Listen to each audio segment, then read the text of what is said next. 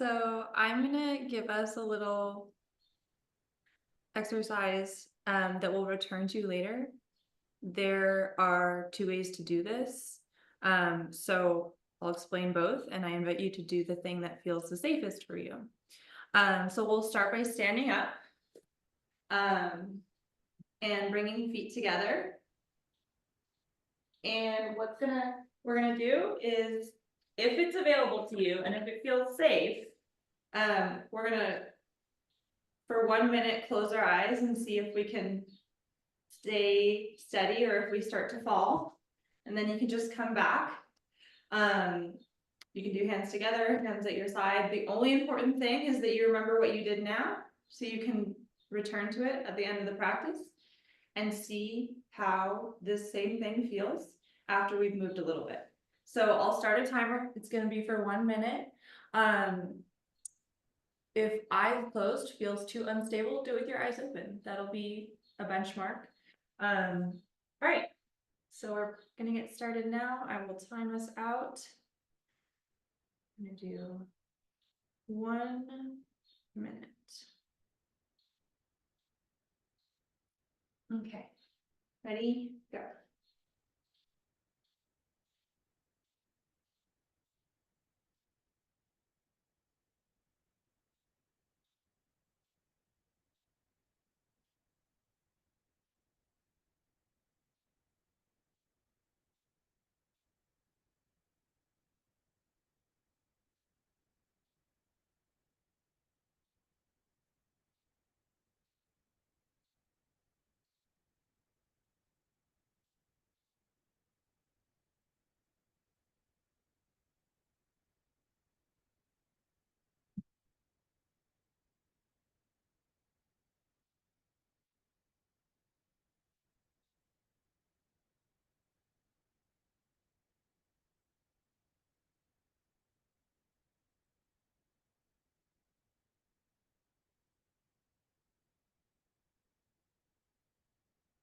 Be great.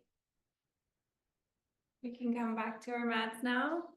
And what I would invite you to be aware of is just like, did you feel like you were wobbling? Did you feel like you needed to reset at all, or like you were swaying in one direction? And just, we'll come back to it. Thank you, Bo. Okay, so make sure you've got your yoga blocks nearby, that you have your towel nearby, and your chair that you're going to use nearby. First invitation is, once you've got all that, to come down onto your mat for just a little self-led movement. Some wiggles, some body exploration, anything that calls to you. It could be moving the knees side to side. It could be a full body reaching. It could be reaching through fingers and toes. It could be holding your heart if your heart is feeling heavy today. Could be placing your hands on your hips or your belly if you feel like you are longing for a little bit of grounding. Just a little bit of self-led movement. This doesn't need to be specific or anything grand or wonderful.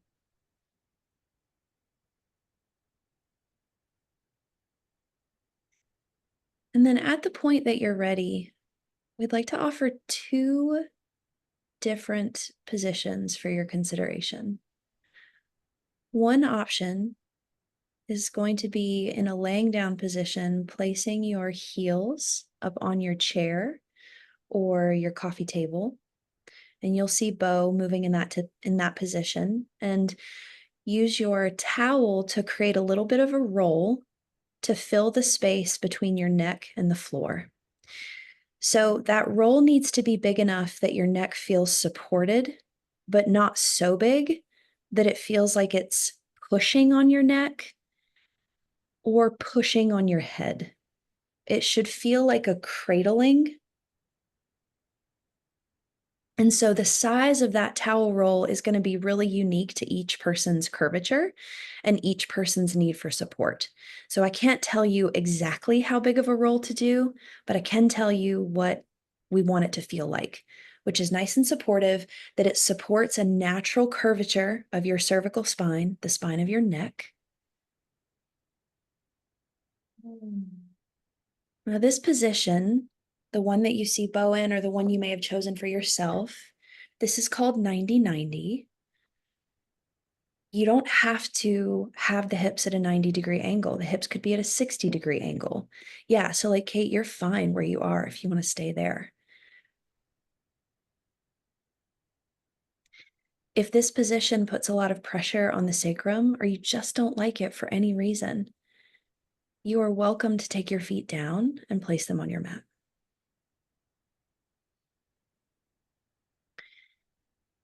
This position provides the body and the nervous system with some support and helps align your respiratory diaphragm or your thoracic diaphragm and your pelvic diaphragm or your pelvic floor. And when we have this relationship between these two diaphragms, it can support the breath moving a little bit easier. It can help the diaphragm expand your rib cage more fully.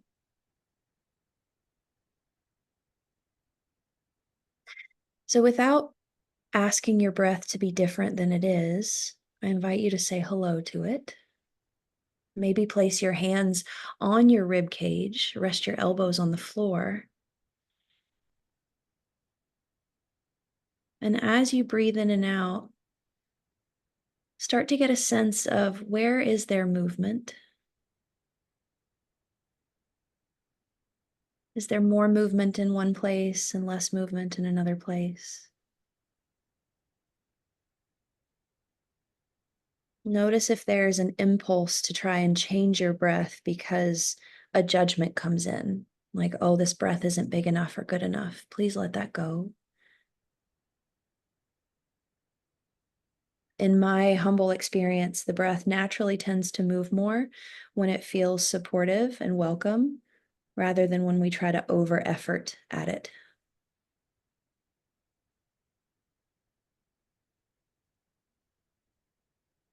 Now, the one potentially slight change or intention that I will offer for your consideration is to notice the length and the volume of your inhale and your exhale. And see if it feels possible to get a little bit of a rhythm there so that they're somewhat similar. So if your inhale lasts for 3 counts, can your exhale match that without too much effort?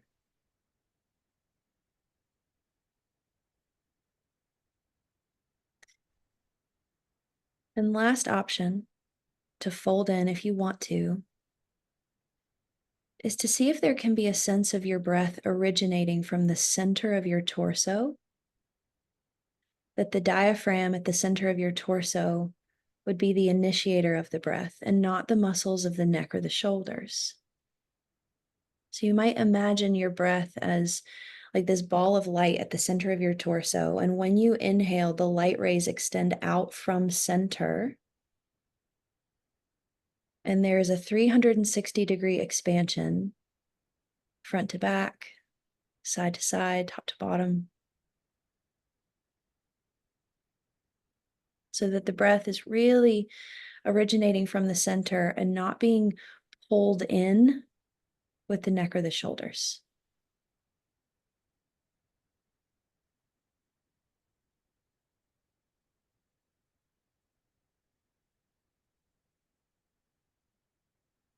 Pause and get to know the breath for maybe 3 more cycles, and then we'll fold in another option.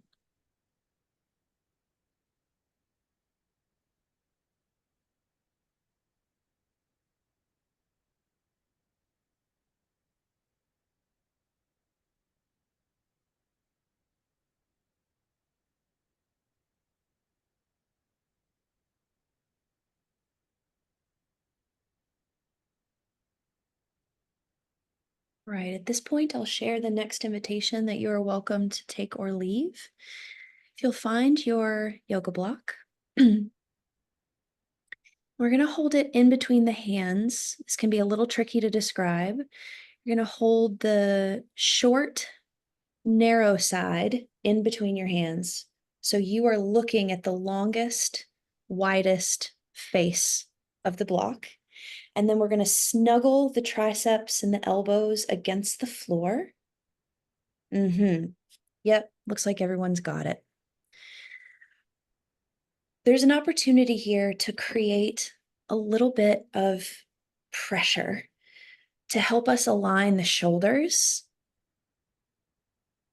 So if you are holding your block, the invitation is on a scale of 1 to 10 to squeeze the block with your hands at a 1 or a 2 max. And then squeeze the backs of your arms into the floor at a 1 or a 2 out of 10 max. So there's this inward pressure and downward pressure. This provides a subtle opening of the chest wall. Now, notice as you do this, if the neck gets really excited and just would love to help, and we could say, "Thank you so much, neck. Don't need your help right now." And see if you can invite the neck and the jaw to relax. It is not their turn to be center stage. Thank you very much. And now we're going to invite the breathing again. If you want more of a feeling of engagement, an additional option to fold in is to pressurize your calves and your heels into your chair, your couch, or your table. Again, on a scale of 10, we're at a 1 or a 2. This is a gentle isometric here. See if you can inhale gently through the nose and exhale slowly but fully out of the nose or out of the mouth. And when you get to the bottom of your exhale, can you pause and wait for that first sign of breath hunger and then follow it up with a gentle inhale? Do not wait so long that you might feel the need to gasp.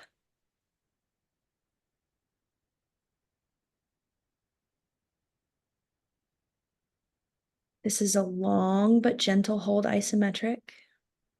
We'll go maybe one more breath cycle.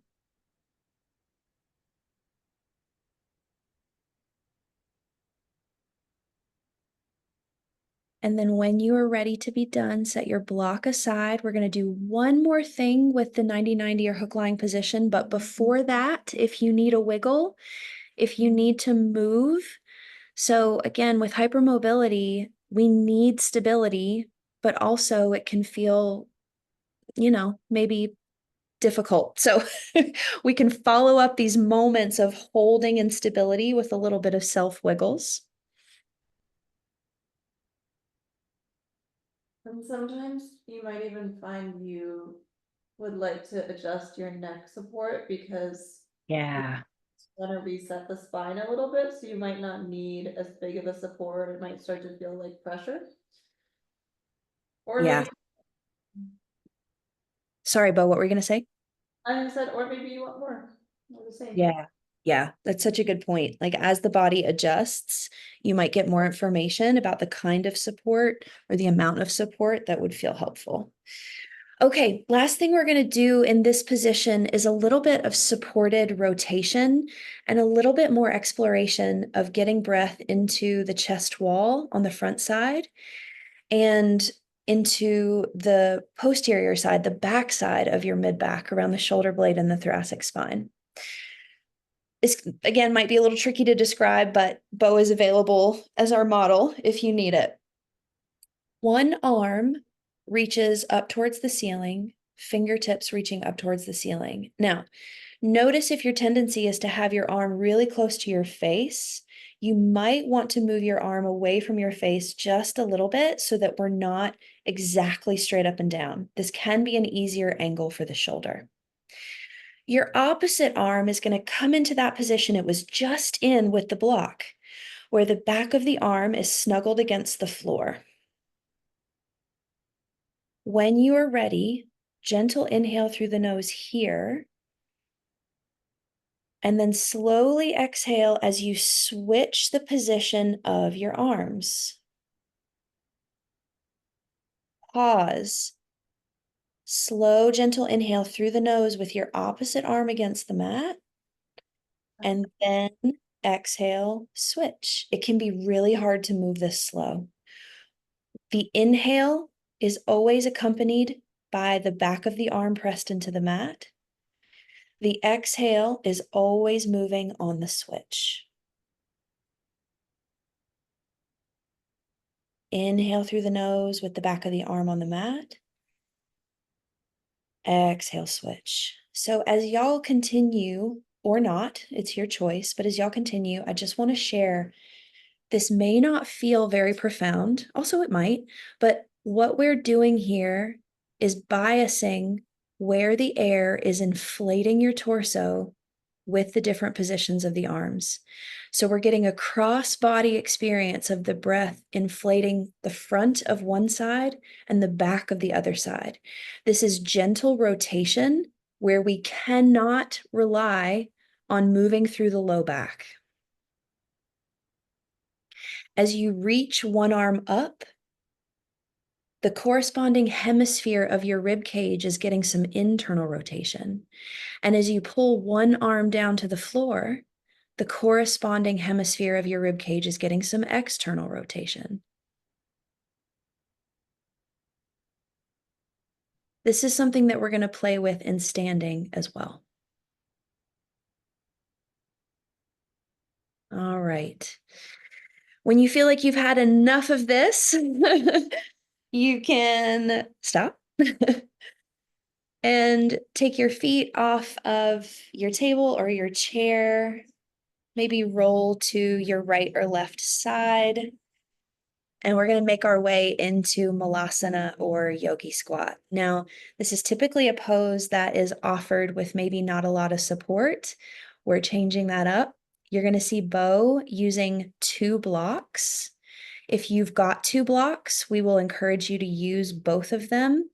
Even if you don't feel like you quote unquote need them, we're not here for the yoga that you can like just make it through. We're here for the yoga that feels luxurious and supported. So we've got 2 blocks, hopefully under the seat. If blocks are not available, you might use a stack of books, or you're welcome to find your chair. So when we settle into Malasana, we want to find a position that actually feels really, really good. The reason why I'm saying this is because the typical cue is to set the knees and the feet wide, but that can close off the back of the pelvis. Actually, when we bring the knees a little bit more in front of us and the feet a little bit more in front of us, we can get a really nice opening of the back of the pelvis, the pelvic outlet, which tends to be really tight and clenched for many of us. But your trajectory of rotation is going to be unique to you. So maybe play with having your knees wider and your feet wider. Play with having your knees a little bit closer and your feet a little bit closer, and see if you can sense into what feels stable. Play with bringing your feet underneath your knees. Play with bringing your feet forward of your knees.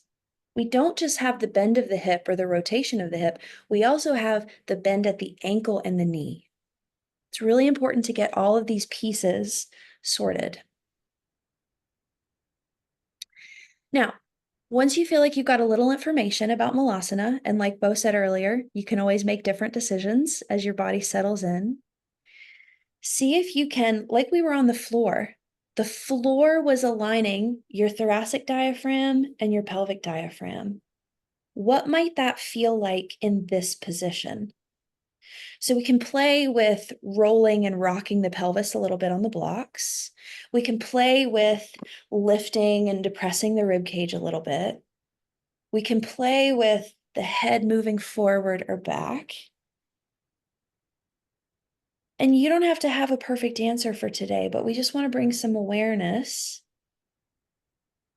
What might it feel like to sit in a way where the breath can flow because there is alignment among the diaphragms.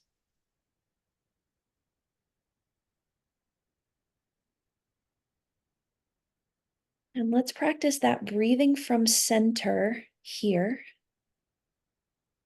And please know too, if Malasana does not feel welcome or just something that your body wants, you can sit in any other position that you want to. You can lay back down if you want to.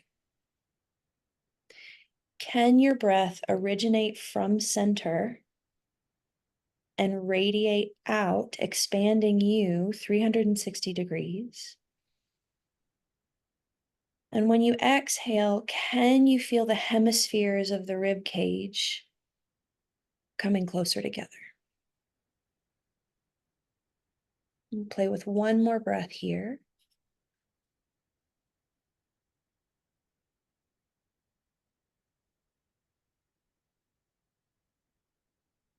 Okay. In this position, one more thing we're going to play with is some separation of the shoulder blades from the thoracic spine. So shoulder stability, shoulder mobility can be really, really tricky for us. One thing that can happen is the movement of the shoulder blades can get really stuck with the movement of the rib cage. So it can feel hard to separate them. Bo has an extra block so she can demonstrate, but if you've got a water bottle or something else you want to hold, a shoe, yeah. It can help to have something between the hands.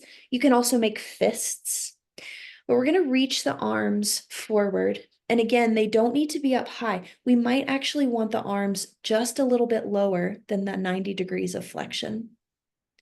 And what we're going to play with here is drawing the shoulder blades back onto the back without driving the heart up. And then wrapping the shoulder blades forward without depressing the heart down. I'm gonna do it the wrong, not wrong, but I'm gonna do it the opposite of what Jamie's teaching really fast. Oh, yeah, that's great. Exaggerate. Yep, Like, so this is the exaggerated movement. and then you can see my rib cage is starting to tip to create the movement. But if I just play really small. Yeah. Yeah, that's awesome. Thank you, Bo.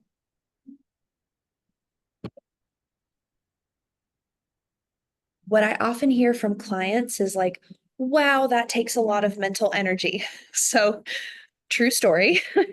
If this feels like it takes a lot of concentration, I hear this often. And like Bo is demonstrating now, if you'd like to play with some circles with the shoulder blades, where we're really keeping the rib cage quiet. Like the rib cage is like the trunk of a tree, and your arms are branches that are moving around that trunk. We don't need to be braced, but a steady presence here of the torso. Yeah. And I'm noticing I'm going really fast as a way to cheat because right here is really hard. So speed is also, and speed and amplitude. So even making the movement smaller. Wow, that's hard. Which is a perfect example of what we were talking about with mid-range, right? Like we might even think we know where our mid-range is and discover, oh, mid-range is actually smaller than I thought. And that's okay. I'm also curious about this for lymphatic drainage because I can kind of feel it waking up and releasing some stuff here that's maybe trapped fluid. Because I'm like, oh, that's achy in the way that like stuck inflammatory fluids are achy. So Yeah. Yeah, with these movements that we're practicing today, I'm glad you brought that up, Bo. We are targeting some lymphatic drainage, which can be challenging for folks with connective tissue disorders. We can get a lot of lymph stagnation. And two places where we get a lot of lymph drainage is at the thoracic duct. And I don't remember what these lymph nodes are called, but up around the collarbones. subclavicular. Thank you. That makes sense. Okay, y'all. Let's set the block aside and find some wall space. We're going to play with some spinal segmentation on the wall space. We're going to play with some rotation again. So if you'll come to your wall or your door, whatever you've got, could even be like the side of a wardrobe or yeah, whatever you got. If you'll actually, Bo reminded me just now, will you grab a block? I think that's going to be nice to have.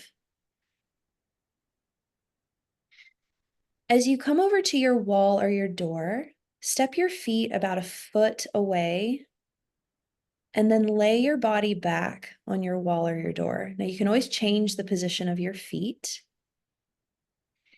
It could be nice to place your block between your knees or your thighs as a point of proprioception, as a way of helping your body know where you are in space and having a reference to create a little bit of stability around. From here, we're going to practice some spinal segmentation. You might place your hands over your heart. You might stack your palms and reach them forward, almost like you're diving into a pool of water. We're going to roll the spine gently away from the wall or the door. Your stopping point, well, your stopping point is when you say, but a suggested stopping point is when all you feel left on the wall or the door is your sacrum. And if you don't know, your sacrum is a wide, triangular, kind of flat bone at the base of your spine. So we're going to slowly roll away from the wall and feel inch by inch by inch each vertebra come off the wall, and then slowly roll back up and inch by inch by inch by inch, feel each vertebra maybe make contact with the wall. The reason I say maybe is because if you have areas of your spine that kind of move in chunks, and that we have that, you might kind of notice like, oh, wow, I don't know that I feel segmentation in this particular part of my spine. And that's not necessarily bad or wrong. We're just feeling into the spine. If you notice an area that feels really interesting and you want to just play with micro moving a portion of your spine in relationship to the wall, you're welcome to do that. I'm also playing with hand variations, so I started in the dive, I came to the heart, and now I'm gonna do some prayer. Hands, I know there's a Sanskrit word for this, but to just feel how changing the relationship of my shoulder blades to my back helps me feel into different areas. And also just with hypermobility, changing poses or adjusting little pieces of them helps me avoid fatigue in given areas. So that's an option. Thank you, Bo. That's awesome. Okay, we'll maybe play with one or more 2 rounds of the spinal segmentation. And then we're going to play with a little vision. Yeah, if you want to come off the wall and give yourself a little hip wiggle, a little scream. Yeah, a little long there. So, and yeah, I'm just narrating what's going on because I feel like then other people can be like, oh, I'm allowed to do that too. Yeah. Yeah, it's great. Okay. So we're going to come back to the wall because once again, it's providing a sense of reference and support for the body. We're going to do a little bit of vision tracking here. We're going to reach one arm forward. So for me, it's going to be my right hand. Bo's got her right hand, so that's great. Imagine a capital H. We're going to look at the thumb with the eyes and the head and track the thumb up towards one corner of that capital H. And now we're going to track to the bottom opposite corner of that capital H. We're tracking the thumb with the eyes and the head.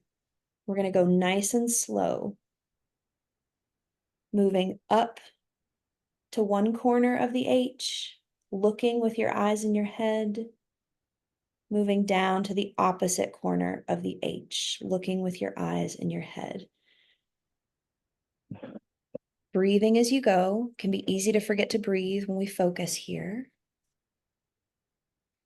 This will be our third round, and then we're going to switch to the opposite arm. And before we switch, just notice, like, did your feet start to grip the floor?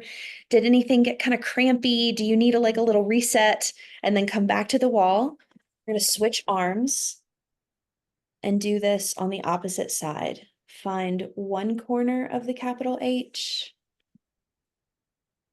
and the opposite corner of the capital H. Removing the head and the eyes. Visual tracking has a big impact on cervical stability.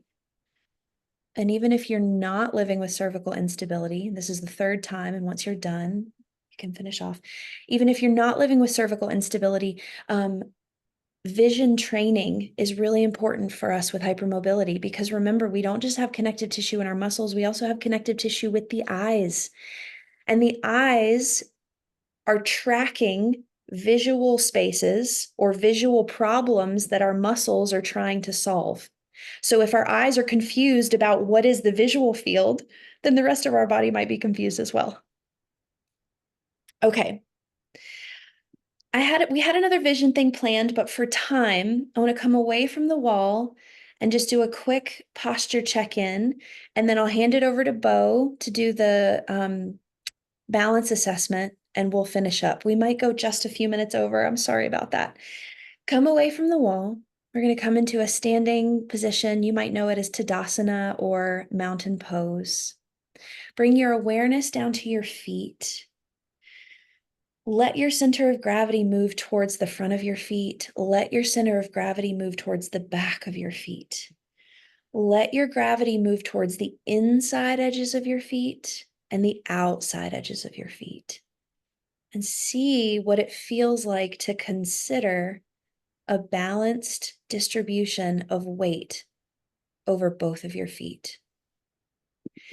And now I invite you to place one hand at the front of your pelvis and one hand at the back of your pelvis. I think feet hip distance apart is going to feel nice. Bend the knees just a little bit. We're going to posterior tilt or tuck under the pelvis an amount that feels awkward but not painful. And now we're going to anterior tilt or forward tilt the pelvis an amount that feels awkward but not painful. And playing with these two ends of the spectrum of the pelvis, see if you can find what feels like center. And then we can do this in a side to side or lateral exploration as well. We can hip hike the right pelvis, hip hike the left pelvis, and get curious, well, what feels neutral and centralized front to back and side to side. Okay, you can relax your arms if you want to.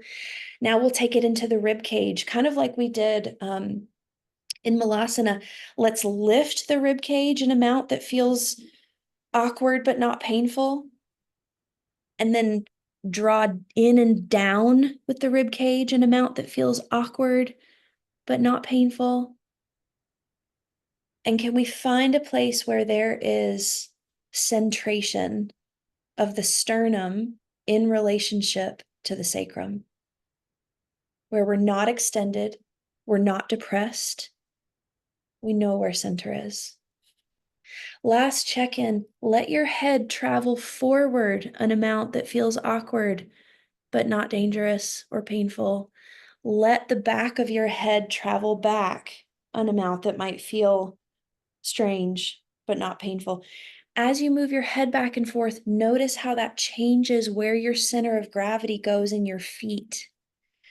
When we have a forward head posture, we can hold our center of gravity over the toes, and that can cause us some challenges. Or when we've got our head way back, too far back, we might tuck under with the pelvis. And now I'm going to hand it over to Bo. Now that we've got this kind of postural check-in, she'll guide us through the balance assessment so you can kind of have a sense of where things are at now. Friends, I hope that there's a baby dog crying outside the door. I hope he's not disturbing you. So what we're gonna do, we're gonna come back where we're not supported by the wall, we're just hanging out in space. You can bring your feet together and we're gonna do 1 minute. Same thing, return your arms and your eyes to wherever they were when we did the first check-in. And we're just gonna see how this 1 minute feels. Okay, ready? Start.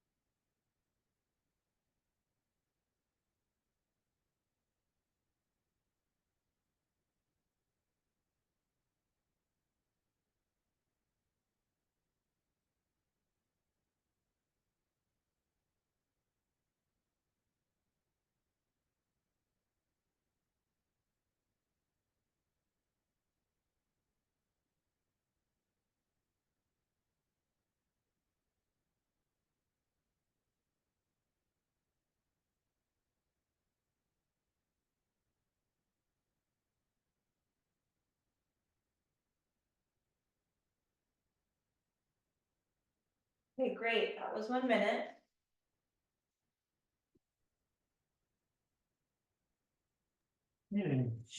Thank you, Bo. Hey, Zoe. Okay, friends. So if you'll come back to your mat, I'm gonna remove the spotlight and then I'm gonna stop recording. For time purposes, we will not finish with Shavasana today in a guided way, but I will always encourage you to give yourself some Shavasana time on your own if that's available to you today. I'm gonna stop the recording for now so we can have a check-in that is just like private to our group.